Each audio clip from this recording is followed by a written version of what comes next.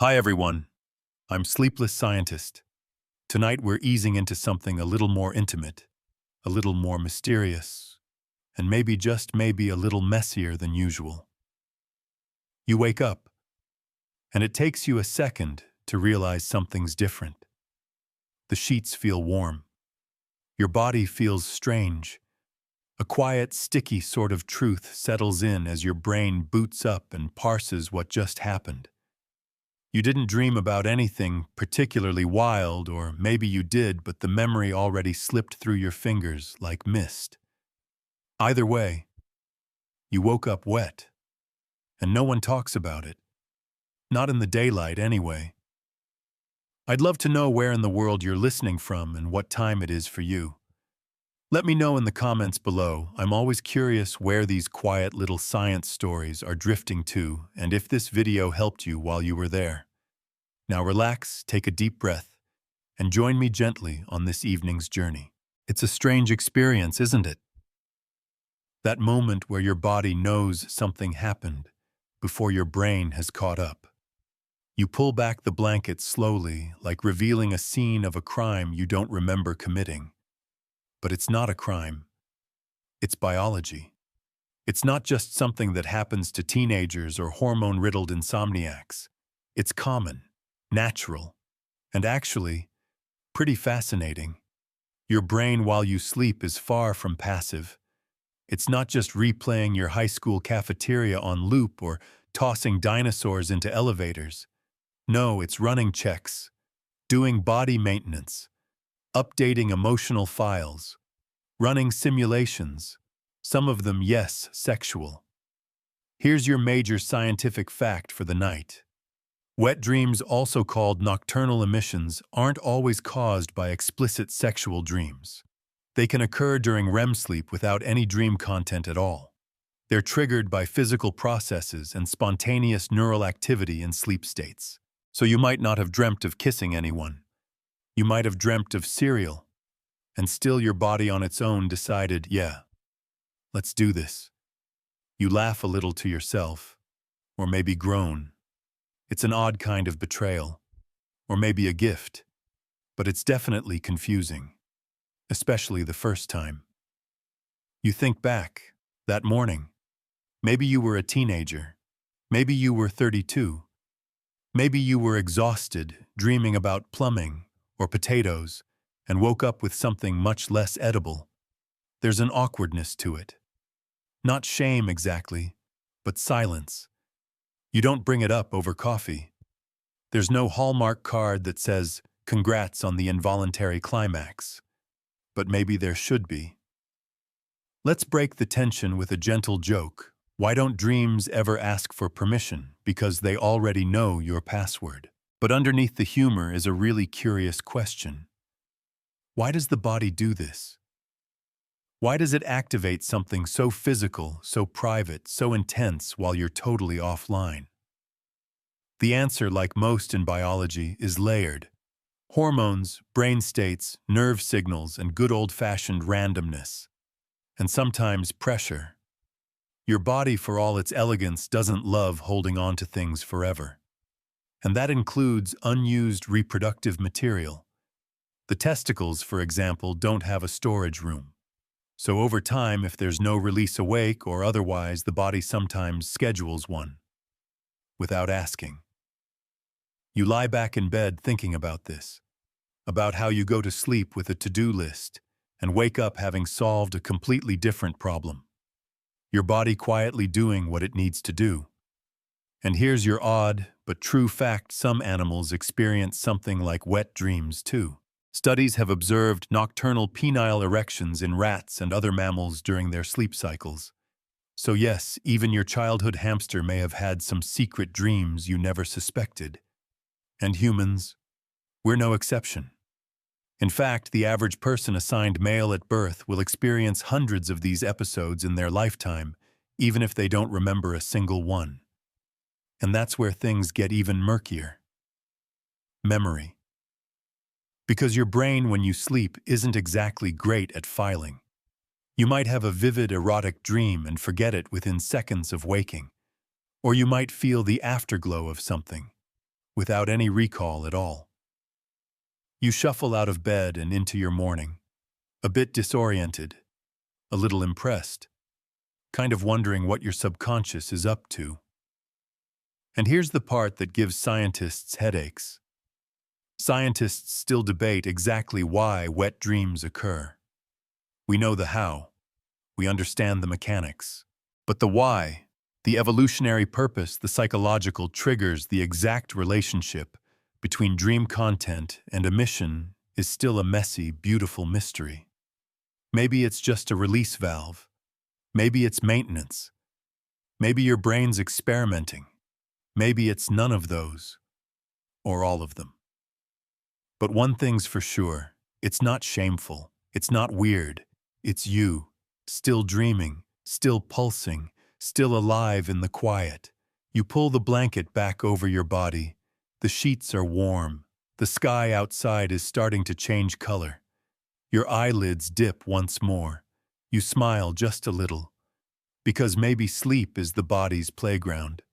And sometimes even the playground gets a little wild. You don't remember falling asleep again. But here you are, somewhere soft, floating, timeless. And your body, it's alert. Not you exactly, not your mind, but your body's most ancient software has booted up in the background. Something is stirring below the beltline, independent of your thoughts, your mood, your consent. You're in REM now. Rapid eye movement sleep. And without fail, like a ghost in the machine, your body is experiencing a nocturnal penile tumescence, which, despite sounding like a complicated spell from a dark wizard school, is actually just science's overly formal way of saying, hey, your penis gets hard in your sleep. A lot. Yes. A lot. It happens multiple times a night. Even when you're not dreaming of anything remotely sexy. Even if you're dreaming about taxes or your grandma's kitchen wallpaper or something horrifyingly abstract like existential dread. It still happens. And if that feels random or strange, well, it is. Scientific fact. Most people assigned male at birth experience 3 to 5 spontaneous erections during sleep, especially during REM cycles. These erections are not always linked to sexual dreams or arousal, and often occur without any conscious awareness. It's automatic, predictable, deeply rooted in your biology. Some researchers think it's just a way to keep the plumbing in good condition. Like a night watchman pacing the halls making sure the machinery's still operational. Your body runs diagnostics, blood flow, nerve function, hormonal response. Your conscious mind is off dreaming about public speaking in your underwear. Meanwhile, your body's like, everything still works down here. Yep. Cool. See you in an hour. You roll over in your sleep, unaware of the involuntary erection stretching beneath the sheets, like a subtle signal flare to no one. This isn't about desire. It's about function. Let's pause for a quiet little joke.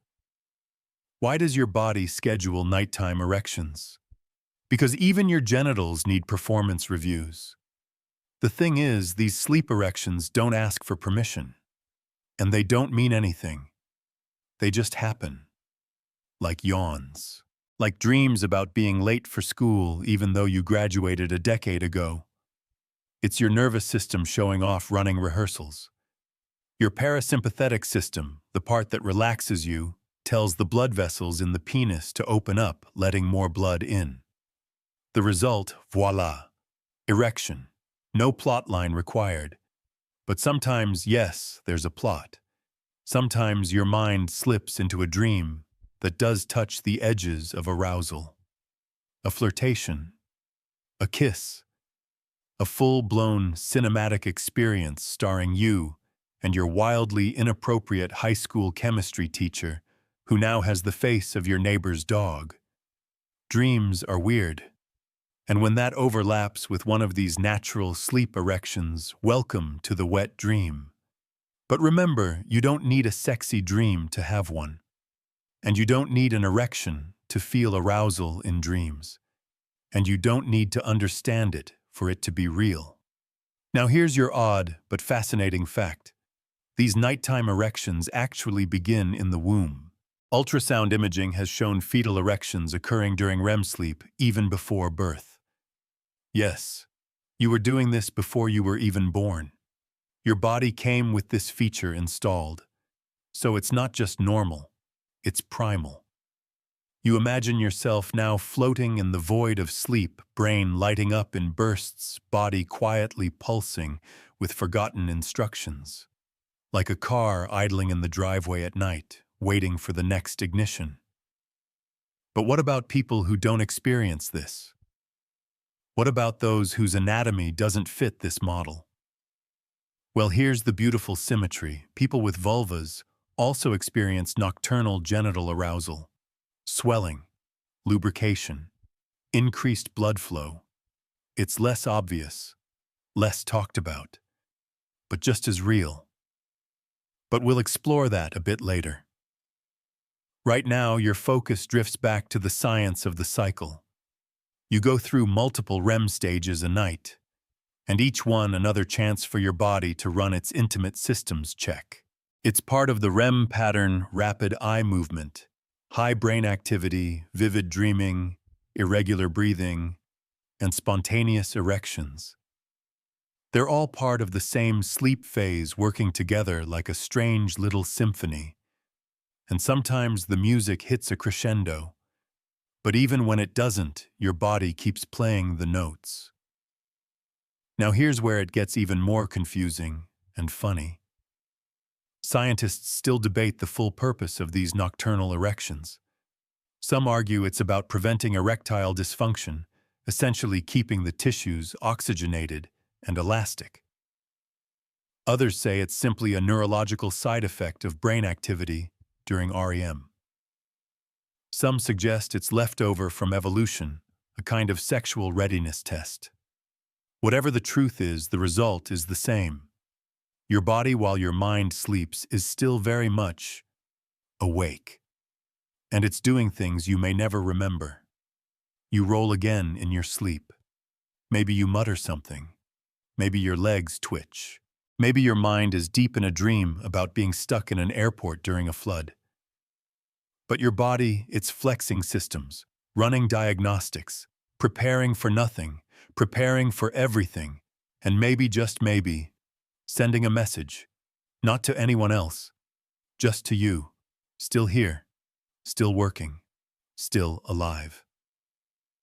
There's a knock at the edge of your dream, not a loud one, just a nudge, a strange familiarity, a warmth in your stomach, a rush of something, electric. You don't fully realize it yet, but your mind is doing that thing again. That wonderfully confusing thing where it puts two and two together and gets butterflies' desire and a plot twist involving your second cousin's best friend's wedding. You're dreaming. And in this dream, you're not running from monsters or showing up to class naked. You're drawn to someone or something. Not always in a romantic way, not even always in a human way. But something is tugging your attention inwards. And your body, already listening. You shuffle in the sheets. There's movement. There's pressure. There's the soft stirring of something very old, very familiar, and very hard to explain in the morning. Because now your brain has entered the curious world of sexual dreams. Scientific fact: sexual dreams, like all dreams, are created in the brain's limbic system, particularly the amygdala and hypothalamus regions, deeply involved in emotion, memory, and basic drives. These dreams are not always reflective of real-world desires, and often merge abstract symbolism with random mental stimuli. In other words, sometimes you dream of sex because your brain is just bored, or trying to file a memory, or accidentally cross-wiring emotions with sensory input. It's not always about lust. Sometimes it's about comfort. Sometimes it's about control. Sometimes it's about stress. You once dreamt about making out with your childhood piano teacher, not because you wanted to, but because you had a recital the next day, and your brain, bless it, decided that was the best way to process pressure. Brains are creative and deeply strange. Here's your odd but true fact. In one study, participants reported sexual content in roughly 8% of their dreams, but many couldn't connect that content to any specific desire or fantasy. Sometimes they didn't even recognize the person involved. Which means, yes, it's perfectly possible to have an erotic dream starring a complete stranger made of sand elbows and leftover pizza. Your brain is the director. You're just the vessel. Now a soft joke before things get too steamy. Why did the dream couple never work out? Because they were never conscious of their feelings. You smile, maybe blush, but the science doesn't flinch. During REM sleep, your brain is lit up. Emotion centers are highly active. Logic centers, kind of offline. That's why dreams are so wild. Why plot lines dissolve. Why you can go from flying over your elementary school to a passionate scene with your ex in a spaceship made of soup cans. But something happens when those emotional centers spark sexual response. Your body, already primed by sleep stage biology, joins in. You don't control it. You're not doing anything wrong. You're asleep. And yet, feeling. Scientists still debate the exact mechanics of how dream content activates physical arousal. Is it a loop? Does physical stimulation from REM erections trigger dream images, or do dream images trigger the arousal? The cause and effect are still fuzzy. It might be both, or neither, or some complex dance that slips through the cracks of EEG machines and inkblot interpretations. But there you are, caught in it. In this dream, things are vivid. Touch, taste, sensation. But also symbols, weird details. Maybe the person you're kissing has your face. Maybe you're making eye contact with a light bulb that whispers encouragement. Maybe it's not about sex at all, but it feels like it. Because sexual dreams often aren't literal. They're layered, symbolic, blended. You could dream about opening a locked door and wake up gasping. Dream about swimming in warm, silken water and wake up aroused. Dream about dancing alone in a crowd and feel flushed for reasons your brain doesn't share. The mechanics of arousal during dreams aren't always tidy. The narratives aren't clear. But the feelings, they're real. Physiologically, emotionally, even if they're based on nonsense. You toss in your sleep, the sheets tangle, your breath shortens. Not because you want anything, but because your brain is replaying things, inventing things, combining smells and images and feelings into something potent. And your body responds, because it doesn't always need permission. Not in a harmful way, but in a deeply biological way. You are a system of inputs and outputs of signals and interpretations. And when the dream aligns just so, sometimes the system triggers a full release. You may not remember the dream. You may remember only the echo, or a feeling, or nothing. But your body will remember. It always does. You shift beneath the blanket, not awake, not dreaming. Somewhere in between. There's pressure, a warmth blooming from somewhere deep and unannounced.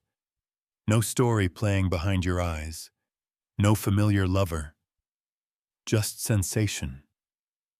Your brain isn't picturing anything. Not this time. But your body, it's already decided. You're aroused. Welcome to the part of the night where your body joins in, all by itself. Scientific fact: wet dreams can occur without any dream content. Sleep emissions are often triggered by physical processes during REM sleep, such as increased blood flow, hormonal fluctuations, or spontaneous muscular contractions, without a sexually themed narrative. That means you might not have had a dream at all, or at least not one that was about sex. And yet here you are, half asleep, breath hitching. A full-body yes from a mind still logged out. It's like the subconscious hit play on a scene you didn't audition for. The script's missing, but the performance is on. You frown gently in your sleep, not in discomfort, but confusion. Because it feels like arousal, but it came from nothing. Well, not nothing.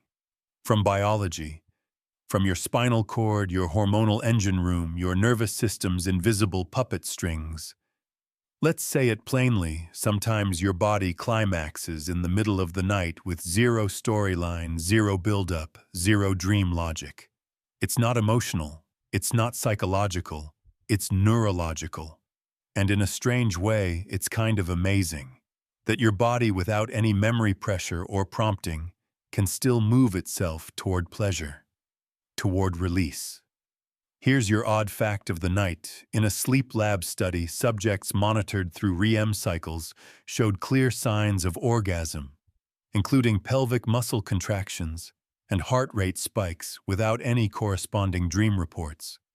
Some even had EEG patterns similar to waking orgasms, while they were deeply asleep. So yeah, you don't even need to be conscious. Your body has it covered. You laugh quietly, or maybe shift your legs under the covers. There's something reassuring in that. Isn't there, that your physical self doesn't always wait for your mental self to catch up? It knows what it needs, sometimes more clearly than you do. Let's soften this moment with a gentle joke. Why don't dreams need foreplay? Because your nervous system already RSVP'd. It's true, though. The spine, the pelvis, the muscles, the blood vessels, they're all tuned to a rhythm that doesn't need language or narrative. And that rhythm sometimes pulses just right. It's not because you're sexually frustrated. It's not because your crush said hi to you at the grocery store, and now your brain is filing that moment under midnight magic. It's because this is what bodies do, especially when we're not watching. And guess what? You don't even have to be young. Teenagers may get all the wet dream press, but adults well into their 30s, 50s, even 70s experience this too. It's not about age, it's about flow. When your REM cycle runs deep, when the hormones swirl just right, when your pelvic floor is relaxed and your sensory thresholds are whispering instead of shouting, that's when it happens. Scientists still debate the precise trigger for spontaneous sleep orgasms. Is it pelvic muscle memory, a reflex loop in the spinal cord, a feedback glitch between REM brain activity and the sympathetic nervous system? No one knows for sure, but the mystery makes it kind of beautiful, doesn't it? The fact that something so intimate, so physical, so private can happen, even in silence. Even without story. You're still breathing softly now. Blankets rustle. Your heart slows. And as your brain swims just under consciousness, a strange thought rises. What if the body is dreaming even when the mind isn't? What if every twitch and breath and ripple of heat is a language older than thought? Maybe that's what this is. Not a fantasy. Not even a dream. Just communication between body and body. No translation required. You're adrift again. Not in space, not in story, this time in chemistry. Deep inside you, a cascade of messengers is moving like dancers under moonlight. You don't feel them, but they're there conducting one of the most intricate performances of your entire sleep cycle. It's hormonal theater, and tonight's lead roles testosterone, dopamine, and a few quiet scene stealers you weren't expecting. Scientific fact, during REM sleep, there's a significant increase in testosterone and dopamine levels. These hormonal surges correlate with the timing of nighttime erections and can influence the likelihood of erotic dreams and wet dreams, even in the absence of conscious stimulation. You lie still under your blanket, but deep inside your blood chemistry is doing the wave. Testosterone rises like tidewater predictably and quietly. In people with testes, levels peak during early morning hours, often around the same time that REM cycles are longest and most vivid. Coincidence unlikely. But it's not just testosterone. Dopamine, the reward neurotransmitter, is also flowing freely, setting the mood, lowering inhibition, and enhancing dream intensity. And serotonin, the usual sleep balancer, it dips slightly, which makes room for dreams to get a little weirder, a little riskier, a little more likely to feature inexplicable nudity and emotionally confusing plot twists. Your brain is the stage, your hormones the actors, and your body just watching the show unfold. Here's your odd fact. In one study, researchers noted that spontaneous sleep orgasms could occur during both REM and non-REM stages, suggesting that while hormones play a big role, they're not the only players on the field. Sometimes the system goes live for reasons science still can't quite pin down. That's what makes this so delightfully strange. You're asleep. Your body is busy. But it's not just physical. It's chemical. A symphony of signals from your adrenal glands to your limbic system, from your hypothalamus to your hips. And here's something comforting. This orchestra isn't plotting anything. There's no secret agenda. It's just homeostasis with a flair for the dramatic. Now let's not get too serious. Here's a soft joke before your cortisol drops. Why don't hormones need a map because they already know the route to your emotions? You smirk. Because yeah, hormones don't just regulate your sleep or body temperature. They narrate your night. That weirdly vivid dream where you fell in love with a lamppost. That flash of pleasure at the moment of waking. That unexplained tear sliding down your cheek at 3:47 a.m. Thank your hormones.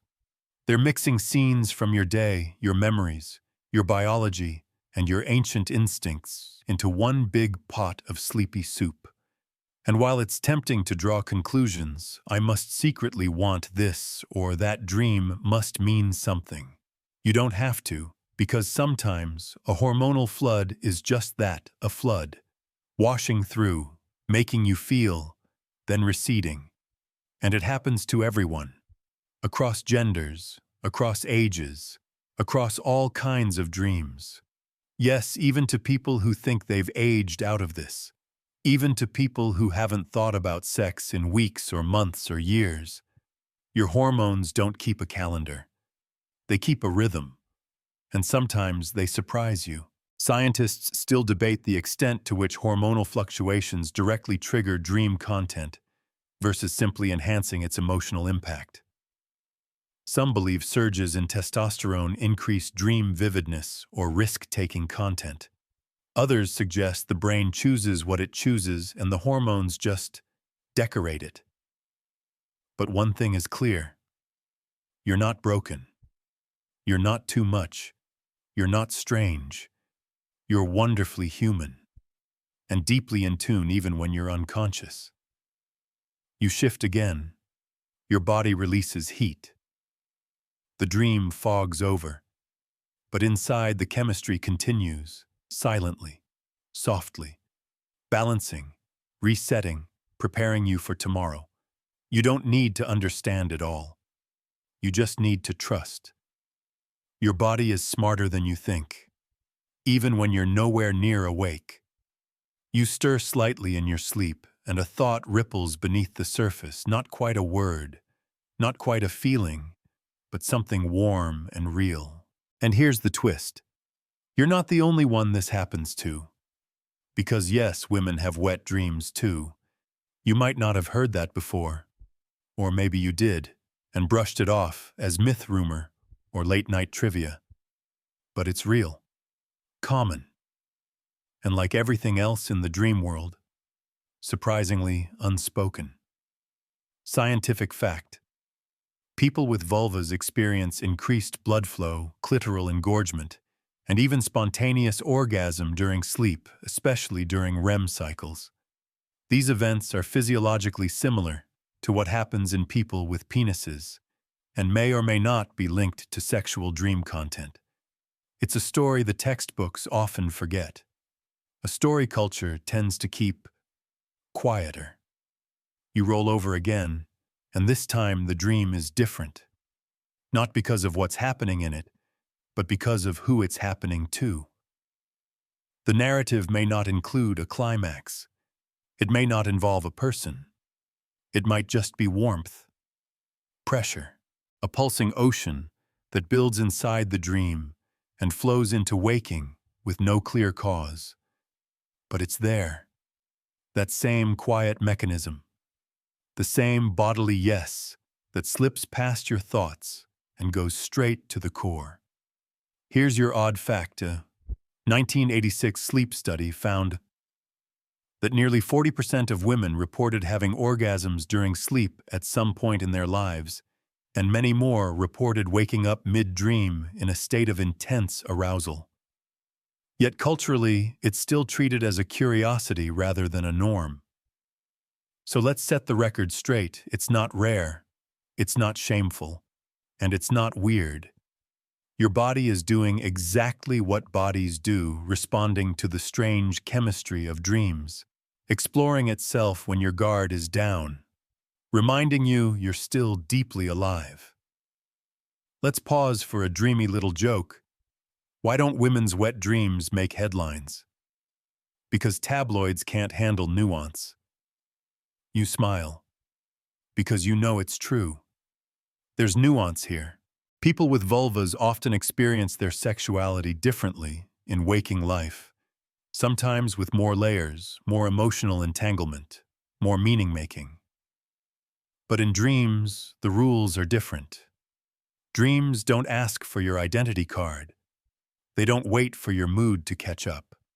They simply happen. And during REM sleep, the pelvic blood vessels dilate. The body shifts. The temperature rises. Lubrication begins. And sometimes, climax follows. No hands. No touch. No fantasy needed. Just your body running its programs. Scientists still debate how often sleep orgasms occur in people with vulvas versus people with penises. The lack of large-scale studies paired with cultural taboos and underreporting makes it hard to measure. But the evidence suggests it's far more common than we've been led to believe. So why the silence? Maybe because the experience is internal. There's no external evidence, no sheets to clean, just a heartbeat, a flush, a memory that fades, or maybe it's shame. That ancient companion. Because let's be honest, for centuries, female sexuality has been policed, doubted, reduced.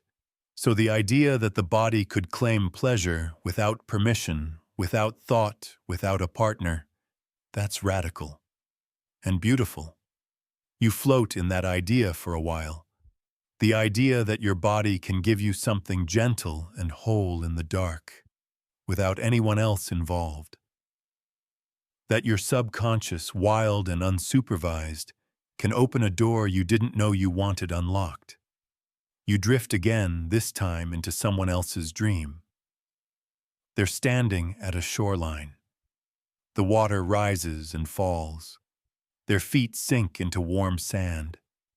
There's no narrative, just breath and motion and release. Because sometimes a wet dream isn't about someone. It's about a sensation. The body remembering what it's capable of. The nervous system running a full scan. The mind whispering yes to itself. You stir gently in bed. The window glows faintly. The moment is gone, but the knowing remains. And if no one ever told you this was normal, now you know. It is, always has been, even if it only ever happened in secret. There's a moment just before full wakefulness, when everything blurs, your dream still lingers, your senses start to flicker, and your body reacts. You feel pressure, real or imagined. You feel touch, external or internal. You're not sure. That hazy in-between space where you're neither dreaming nor quite awake is where some of the most mysterious things happen. And sometimes that's where wet dreams begin or finish. Because here's a question most people never ask. Could your own body's movements be triggering the dream? Could a twist in your sleep, a leg brushing against a sheet, a pillow pressed just so, be enough to start the engine? Scientific fact, physical stimuli during sleep, such as pressure, friction, or movement, can interact with the brain during REM, contributing to the onset of erotic dreams or nocturnal emissions. These sensations are processed differently in sleep, often blending into dream content without awareness. Your hand might be resting on your own stomach. A blanket might shift in just the right way. There might be no fantasy at all, just a perfect storm of warmth, pressure, and hormones swirling at the same moment. And that dream you thought was spontaneous might have been your body answering itself. Let's stir this insight with a strange little truth. Odd fact, some sleep researchers have found that wet dreams can be induced in sleep studies by applying gentle, non-sexual touch or pressure to a subject's skin, especially in pelvic areas during REM sleep. The dreamer often incorporates this touch into dream narratives without realizing it. Your body doesn't need instructions, just sensation and a little imagination. You think of how often you turn in your sleep pressing against a mattress, curling into a new position, your clothing shifting. These aren't just movements. They're messages, and your sleeping mind is always reading them. The sheets whisper, your skin hums, and your subconscious listens in. Now here's a gentle, very sleepy joke. Why don't dreams ask who touched first? Because in dreams, everyone's already cuddling. You smirk. Because it's complicated, isn't it? The line between real and dreamed, between sensation and imagination, between external and internal. You've probably had dreams before where someone touched you and you felt it. Maybe it was a kiss, a hug, a gentle hand on your back. And when you woke up, you wondered, was that the dream, or was that your body telling your brain what to believe? That's the mystery of sleep. Input becomes plot. Physicality becomes story.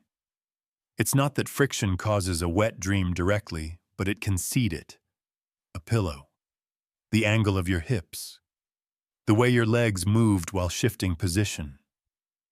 All of it harmless everyday motion can be transformed by the dreaming mind into something far more intimate.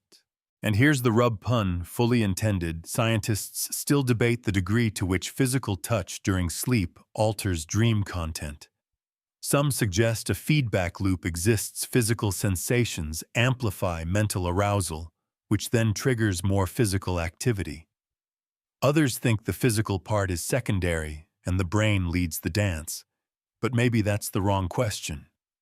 Maybe the truth is this: there is no line between body and mind during sleep.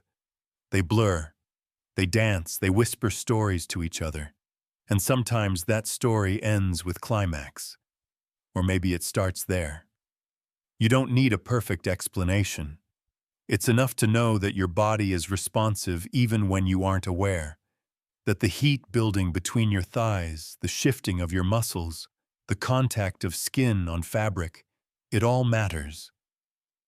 Even if your waking mind forgets the dream. Even if the dream never existed. Because sensation doesn't need memory, and release doesn't need fantasy. You lie still now, breathing soft, a little flushed, a little curious, and your fingers twitch just once against the edge of the blanket. Maybe that was it. Maybe that's what started it all. You'll never really know. And honestly, that's kind of beautiful. There's a shift in the rhythm of your sleep. Your breathing changes. Your eyes move beneath closed lids. And behind your forehead, dream worlds unfurl, chaotic, emotional, sometimes weirdly cinematic. This is REM sleep, the dreamscape's most vivid arena. And if you're going to have an erotic dream, this is its golden hour. Scientific fact. REM. Rapid eye movement sleep is the sleep stage most associated with vivid dreams and emotional processing. During REM, brain activity spikes in areas related to memory, emotion, and imagery, while motor functions are mostly paralyzed. This creates a surreal, immersive mental environment where fantasy and memory blur. You're not just asleep, you're deep in your subconscious now. In this place, the rules of logic are loose. Your childhood crush might show up with a penguin's voice. A stranger might kiss you on a roller coaster made of spaghetti. Your high school locker might unlock to reveal your ex, but they've got Beyoncé's confidence and speak fluent moon language. It doesn't make sense. And yet, it feels true. Because emotion in REM is louder than logic.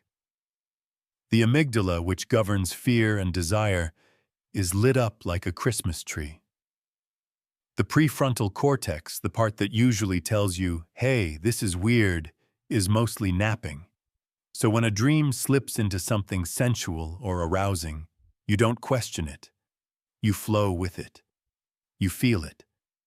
And if your body's already primed, testosterone, high dopamine, humming, pressure building, that dream can tip the scale. You've slipped into a scenario now.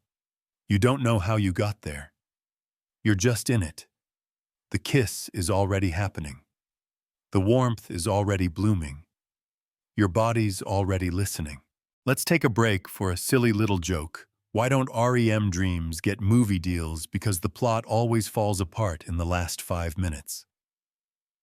It's true. Erotic REM dreams often start with vivid emotional intensity, but just as things get interesting. A banana walks in. Your alarm goes off. You're suddenly back in 8th grade and it's raining tacos. That's REM. A fever dream of memory, fantasy, and surprise guests. But sometimes you ride it long enough, and your brain, already halfway down the road of arousal, sends one more signal southward. The spinal cord lights up, pelvic muscles contract, and you wake up with a soft gasp and a wet spot. Or not. Sometimes the dream fades before anything happens. Sometimes the pressure builds but never bursts. Sometimes you don't remember the dream at all. But when you do, it can feel haunting, tender, hot, or deeply, deeply weird. And that's okay. Scientists still debate whether REM dreams are purely random or if they serve a deeper function, processing memories, emotions, or hidden desires. In the case of erotic dreams, researchers can't agree. Are they the result of suppressed sexual energy, a random firing of neurons, or something else entirely? You don't need an answer. The questions are better. Because if your mind can create a whole story from a scent you passed on the street 3 days ago, imagine what it can do with everything you've ever wanted, feared, or secretly wondered about. And dreams don't judge. They don't check for orientation, preference, past history, or relationship status. They just play. Some dreams will feel like love letters. Some will feel like chaos. Some will leave you confused for days, but all of them remind you. You are not just thought. You are feeling. You are memory. You are motion. You stir now. The scene behind your eyes begins to dim. You half remember someone's hand, the brush of lips, the pull of breath. You smile, or blush, or shake your head. But somewhere beneath the blanket, the body still hums. It remembers what the dream made it feel, even if you don't. You wake up, sort of. Not the full eyes open, stretch your back kind of wakefulness, more like that ghostly middle state. You're aware you exist, but not where you are, and definitely not what day it is. And there it is again, the pressure, the stickiness, the familiar confusion, a wet dream. But this time, you remember it. Not the whole thing. Just flashes, a whisper in your ear, the feeling of falling, a kiss that lasted forever then turned into a doorway. Maybe it was someone you know. Maybe it was no one at all. You lie still. The sheets are warm. The world is still blurred by sleep, and your brain trying to make sense of it all. Scientific fact. Wet dreams often occur near the end of the final REM cycle of the night, typically in the early morning hours. Because of this, people are more likely to remember them upon waking, especially if the dream concluded close to the moment of consciousness. It's strange, isn't it, how the mind pieces things together post-orgasm. You try to reconstruct the plot. Was it erotic or just emotional? Was it even yours? Sometimes dreams feel borrowed, like you wandered into someone else's movie. You sigh, not in frustration, but in curiosity. Because now you're left with the afterglow and the mystery, the wet spot and the philosophical itch. Did that dream mean something? Was it your subconscious telling you a secret, or just the brain doing what brains do? Scientists still debate the significance of dream content. Some argue that dreams reflect subconscious desires or unresolved emotions. Others believe they're just the brain's way of dumping and reorganizing data like a nightly file cleanup. Either way, your body had a moment, a real one, an orgasm while you were unconscious, a physical crescendo with no storybook lead-up, and maybe it leaves you feeling vulnerable. You didn't choose it. You didn't plan it. It just happened. That's the part no one warns you about. Not just the wetness, but the weird intimacy of it all. You had a deeply personal experience, with no audience, no partner, no one to share it with but yourself. It's kind of beautiful, and also kind of awkward. Which brings us to a soft little joke. Why did the wet dream get ghosted? Because it vanished before breakfast. That lands perfectly, because by the time you swing your feet to the floor, it's already fading. The memory is foggy, the image distorted, but the feeling still there, in your skin, in your chest. In the blush that rises when you remember just enough. You go about your morning. You wash. You change. You don't mention it to anyone. But something in you has shifted. Maybe it was the dream. Maybe it was the release of it. Or maybe just the reminder that your body still surprises you. And here's an odd fact to carry with you. There are recorded instances of people reaching orgasm in their sleep after days or even years of celibacy, trauma recovery, or severe stress. The body found its own way to feel again quietly under the cover of dreams. So maybe your wet dream wasn't just random. Maybe it was healing. Maybe it was your nervous system saying, "You're still whole." That's the thing no one talks about. How intimate these moments are. Not just sexually, but emotionally. How the body in its own language can say, "I still know how to feel. I still remember softness. I still reach even in the dark. And you're already forgetting the dream. But your body remembers. And for now, that's enough. You're awake now, fully. Brushed your teeth, checked your phone, made coffee. But a tiny piece of the night still clings to you like dream dust stuck behind your eyes. You keep thinking, why that dream? Why that moment? And maybe most importantly, why does my brain want to do this when I'm asleep? Isn't dreaming supposed to be rest, and that's the paradox, isn't it? Your body goes to sleep to recover. And then somewhere deep in the REM trenches, it throws a party with hormones, half-finished fantasies, and sometimes a literal climax. Let's get grounded again. Scientific fact. Sleep orgasms aren't about stress or deprivation. They're a natural byproduct of healthy REM cycles and hormonal regulation. In fact, wet dreams often happen during especially well-rested nights when the body has time to fully enter deep REM stages. That's right. The better you sleep, the weirder things can get. Your body isn't being rebellious, it's being efficient.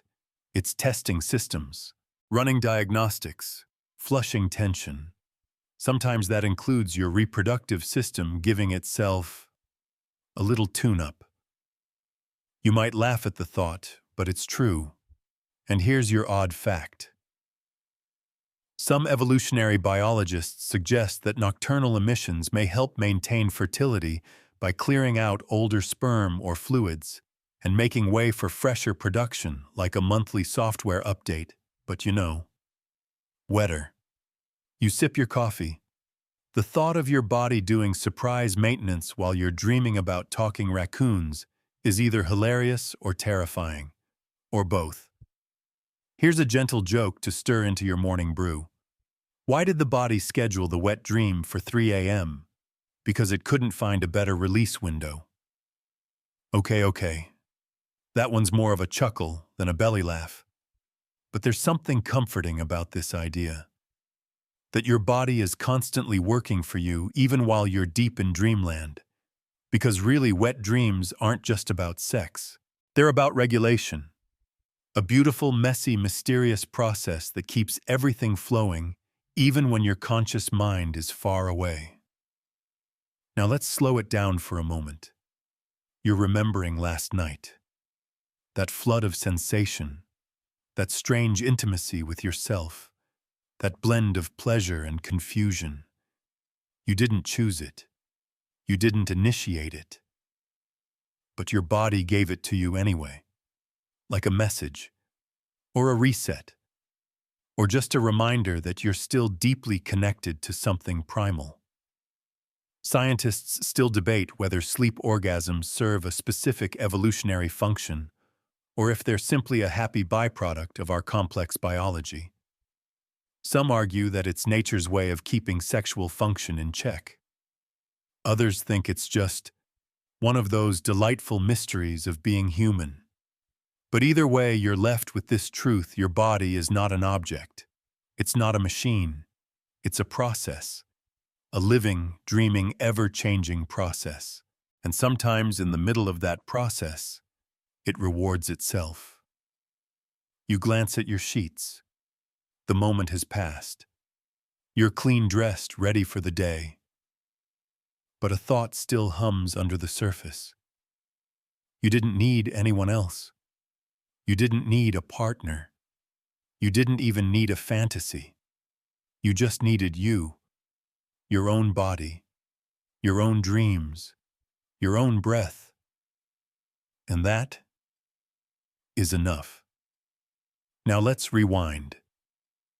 Back to a time when the dreams were louder, the sensations were new, and your body felt like a strange and unpredictable machine.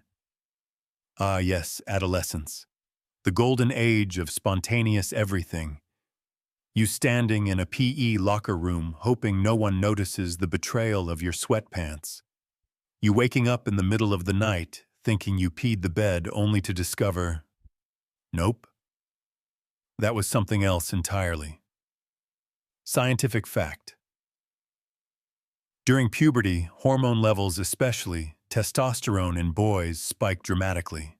This hormonal surge increases the frequency of REM sleep, heightens emotional intensity in dreams, and primes the body for spontaneous arousal and ejaculation during sleep. It's the hormonal dream storm. Your body is building itself faster than your brain can keep up. Growth plates are stretching, hairs showing up in weird places. You're suddenly very aware of zippers. And somewhere in the middle of all that, wet dreams crash the party. They're not always sexy. Sometimes they're terrifying. Sometimes they don't even make sense. You dreamed about flying a dragon through your algebra class and woke up needing to change the sheets. No one told you this could happen. Or maybe they did, but it sounded clinical, nocturnal emissions, completely normal part of healthy development. But they didn't explain the weirdness. The mixture of embarrassment and wonder.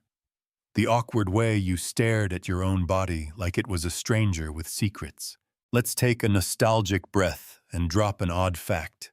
In ancient Roman culture, teenage boys were told that wet dreams were a sign of spiritual impurity unless they were caused by divine visions, so naturally, everyone started blaming the gods. "You can't ground me for dreaming if Jupiter made it happen, Mom." But cultural myths aside, it's this age, this blur of hormones, confusion, and untamed imagination, where wet dreams become most frequent. And not just for boys. Girls, too, experience vivid sexual dreams during adolescence. They just aren't often told that it's okay. That the dream with the pop star and the slow-motion lighting normal. That sudden full-body warmth with no story at all, also normal. And just like boys, their bodies can respond. Climaxes happen. Soft moans in the dark. A flushed face. And often deep, unspoken confusion. Scientists still debate why wet dreams are more frequent during adolescence. Some argue it's the hormonal imbalance and sleep pattern instability. Others believe it's the heightened emotional sensitivity of teenage brains, combined with the novelty of awakening sexuality. Either way, adolescence becomes a nightly adventure into uncharted territory. The dreams feel urgent, the emotions too big for your chest, and the mornings sticky, silent, mysterious. Let's cut through the tension with a soft laugh. Why don't teenagers talk about wet dreams at breakfast? Because cereal and secrets don't mix. But honestly, the silence around it isn't just awkward, it's lonely. You felt something profound, maybe even beautiful, and then instantly stuffed it into the drawer labeled, "Never speak of this." But let's tell the truth now in this quiet moment. You were never broken, never dirty, never unnatural. You were just becoming. Learning the language of your body through the dialect of dreams. No textbooks, no instructors, just REM hormones and curiosity. And maybe, just maybe, that's the most intimate education of all. You smile now remembering your teenage self. Maybe with kindness, maybe with a little cringe, but hopefully with more understanding than you had back then. Because your body wasn't betraying you. It was inviting you to listen, to feel, to wake up in more ways than one. And you did. Even if you didn't understand it at the time. You're dreaming again. But this time something feels older. The landscape isn't modern. It's misty, timeless. A temple here, a candle there. Someone whispers words you don't recognize, but they still make you shiver. It's a strange thought, but stay with it. Wet dreams have always been with us. Before science, before Freud, before puberty talks and awkward health class diagrams, people were already dreaming wet. and trying very hard to explain it. Scientific fact. Historical records across cultures reference wet dreams, often linking them to spiritual, supernatural, or even divine forces. From ancient Egypt to medieval China, people interpreted nocturnal emissions through the lens of religion, morality, and myth. In medieval Europe, wet dreams were once seen as signs of sin, evidence of lustful thoughts even in sleep. Monks would wake up ashamed, believing the devil had visited their beds. In some writings, they even called it demoniality. Yes, you read that right. Sex with demons during sleep. Here's your odd fact. The term succubus comes from medieval folklore describing a female demon who seduces men in their dreams, often blamed for wet dreams. For women, the counterpart was the incubus, a male spirit said to lie upon sleeping females, causing both terror and, well, other things. So yeah, this isn't new. People have been trying to explain this for thousands of years. And when the science wasn't there, they turned to gods, monsters, and shadows.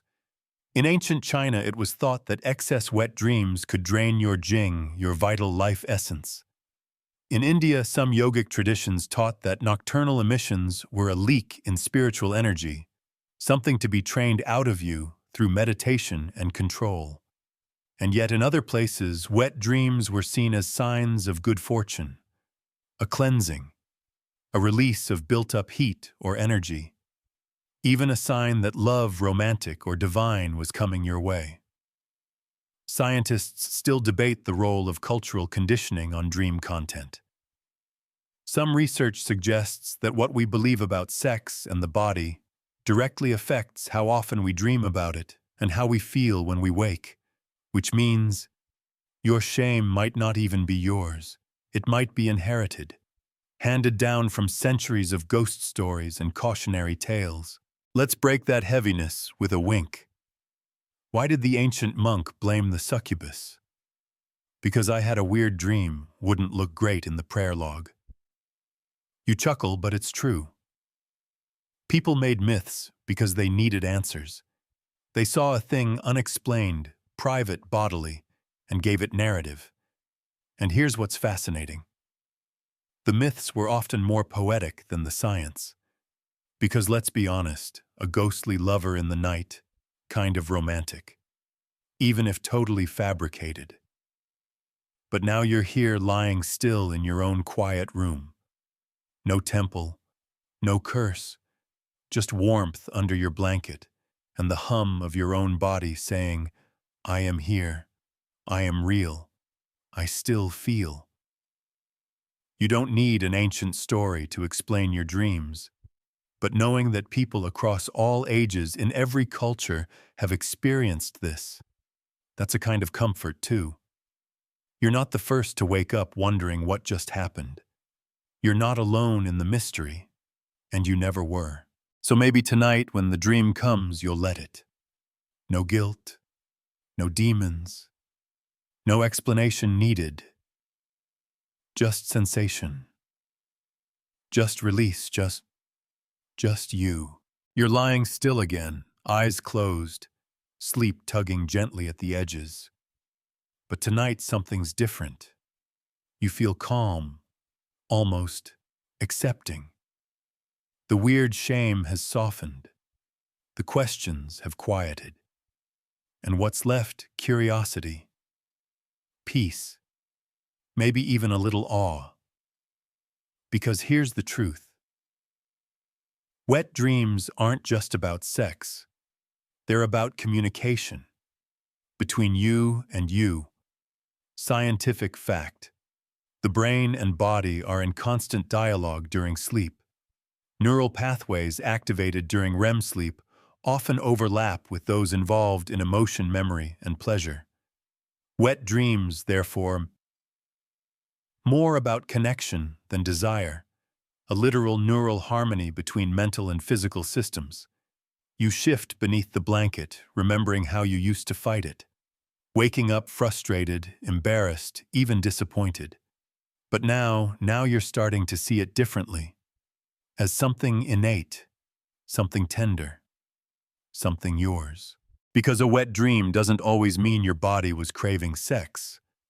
Sometimes it means your body was saying, I'm still here, I still feel, and I still matter. It's the internal version of someone brushing your hair back and whispering, I've got you. Let's sprinkle in your odd fact. In one dream journal study, people who regularly practiced mindfulness and meditation were more likely to remember erotic dreams and more likely to describe them as emotionally rich, even healing. So it's not just about fantasy, it's about connection, to memory, to sensation, to the parts of yourself that get left behind when life gets loud. You probably don't remember every wet dream you've had. Some faded before sunrise. Some slipped away the moment you blinked. And others, well, some stick around longer than you'd like. But the important ones, you feel them in your chest, not just your body. And let's be honest, no one really teaches us how to handle that part. The intimacy, the vulnerability, the way you can wake up feeling like someone touched your soul and then walked away without leaving a name. It's okay to feel confused, to laugh, to cry, to feel nothing at all. That's part of the territory. You're dreaming yourself back into wholeness. Here's a soft little joke to balance the introspection. Why don't wet dreams ghost you completely? Because they always leave you with a little evidence. Okay. That was a dribble of humor. But seriously, your body is wise. It speaks when you're not listening. It sings when you're too tired to think. And sometimes, it climaxes just to remind you that feeling is still possible. Scientists still debate whether dreams are the brain's way of clearing emotional debris or if they're rehearsals for real life. But wet dreams complicate that. They're not always tied to thoughts or longings. Sometimes they just happen. Pure, spontaneous, free. And that might be the point. Not every dream has to teach you something. Not every climax needs a plot. Not every moment of release needs a partner, a purpose, or a Pinterest-worthy metaphor. Sometimes it's just you, breathing, resting, rising and falling with the tide inside your own skin. And when the dream arrives, if it does, let it carry you. Let it surprise you. Let it remind you that beneath the schedules and scrolls and stress, there's still a heartbeat, still a warmth, still a yes. You deserve that, even if no one ever told you so, especially then. The night is quieter now. Your room feels softer. Even the shadows seem slower. And in that stillness, you wonder, what happens when the dreams stop? You remember being a teenager, waking up soaked and startled, feeling like your body was constantly betraying you. But now, maybe it's been a while. You're sleeping well. You're dreaming, sure. But the wet dreams, fewer, maybe even gone. Does that mean something? Is your body slowing down? Is something broken? The honest answer, not at all. Scientific fact, wet dreams become less frequent with age, not necessarily because of decreased arousal, but due to hormonal stabilization changes in sleep cycles and the evolution of your emotional and psychological landscape. They don't disappear for everyone, but they often shift, soften, or fade. It's not a flaw. It's just a new rhythm. As you get older, your body doesn't stop feeling. It just becomes more selective about how it feels when it speaks and what it needs to say. You don't need nightly proof to know your body still remembers, that it still can. And here's your odd fact. There are documented cases of elderly people in their 80s and 90s still experiencing wet dreams, sometimes after decades without them. Often they describe them as tender, almost spiritual experiences, not erotic in the traditional sense, but deeply embodied. So no, this isn't a young person's phenomenon. It's a human one. And like all things human, it changes. Maybe you're partnered now. Maybe you're not. Maybe you have other ways of releasing tension. Maybe your dreams have simply taken on different tones, quieter, more symbolic. But none of that erases what your body once did, or what it still might. Sometimes it'll surprise you again, after months, years, even decades. A night where everything aligns. A dream slips in like a warm tide. And suddenly you're 17 again, only gentler, softer, less confused. You might wake up laughing, or crying, or just staring at the ceiling quietly grateful, because it's still in there. The machinery, the memory, the ability to feel without explanation. Let's lighten the mood with a little whisper of humor. Why don't wet dreams ever retire? Because pleasure doesn't have an expiration date. You smile at that, because it's true. The culture often sells us this idea that sexuality ends at some imagined checkpoint 30, 40, 60. But your nervous system didn't get the memo. Your body still craves touch, still responds to warmth, still opens sometimes without asking. Scientists still debate how aging affects dream frequency and content. Some say dreams become less intense. Others argue they grow more emotionally nuanced. But what's clear is that even when erotic dreams become rare, they never quite vanish. And maybe that's the beauty of it.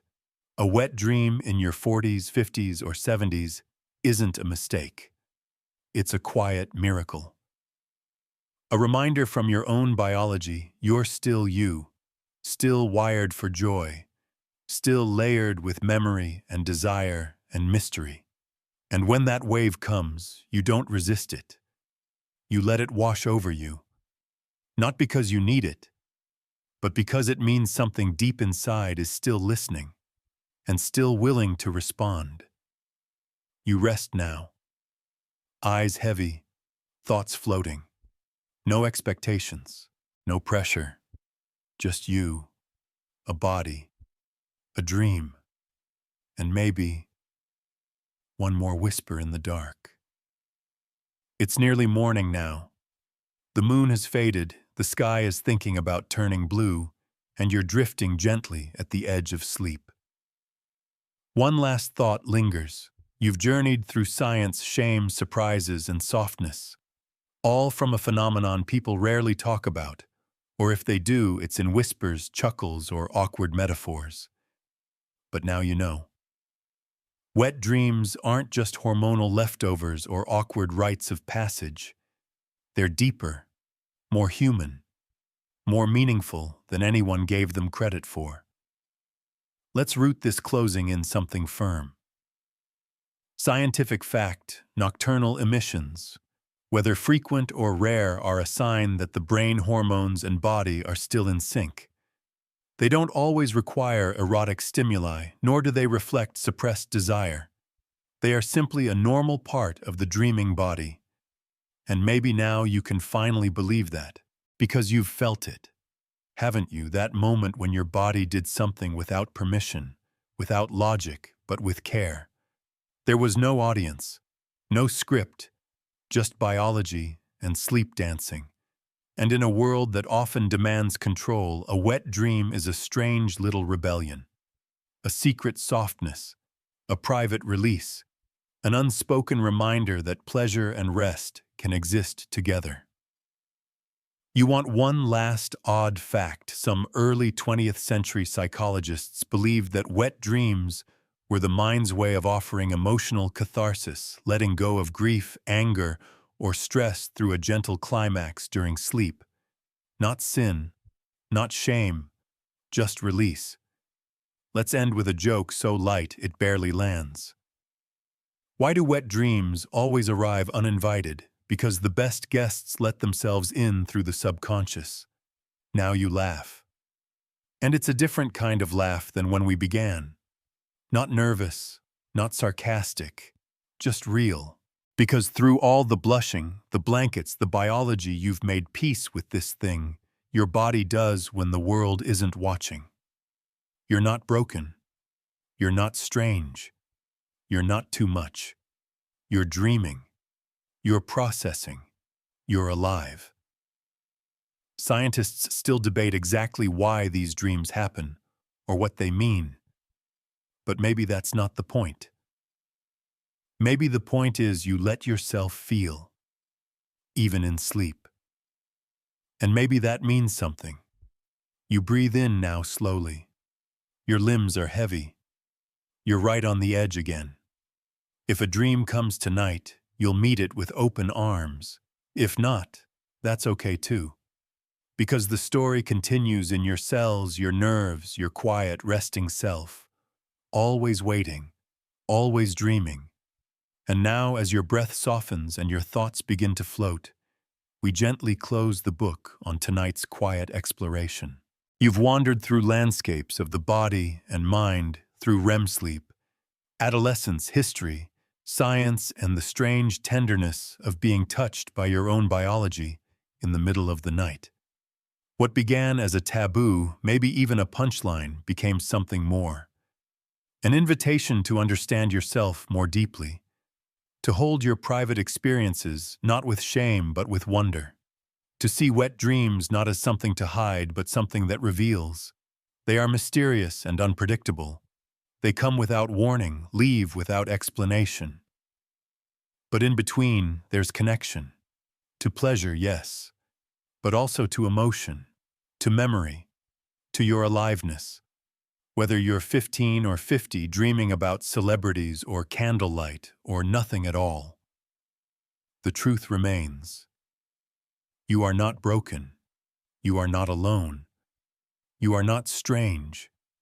You are a dreaming body, a sleeping mind. And sometimes the most intimate thing you'll ever feel comes when no one's watching, not even you.